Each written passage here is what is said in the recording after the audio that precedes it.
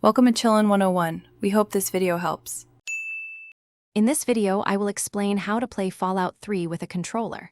First, you will need to download a controller mapping software, such as X360C, which emulates an Xbox 360 controller. Once downloaded, place the executable file directly into your Fallout 3 game folder. Running the application will then automatically generate the required configuration files, making the initial setup straightforward and quick. This easy method ensures broad compatibility with many gamepads.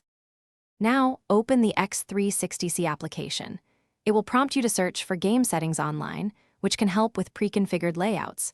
Carefully map each button and analog stick on your physical controller to its corresponding virtual Xbox 360 input.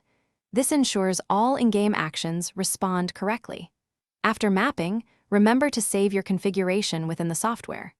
This step is crucial before you launch Fallout 3. With your controller configured, launch Fallout 3. Head into the game's control settings. Sometimes, you might find options to disable mouse and keyboard input, which can prevent conflicts. Take some time to fine-tune the controller sensitivity and adjust dead zones for your analog sticks. This personalization ensures a smooth and responsive gameplay experience, making your adventures in the wasteland much more enjoyable and immersive. Now you are ready to fully enjoy Fallout 3 with your controller. Take a moment to test all the buttons and analog sticks in-game to confirm everything works as expected.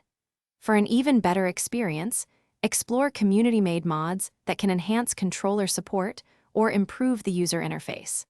Playing with a gamepad provides a comfortable and immersive way to explore the vast wasteland, offering a fresh perspective on this classic title.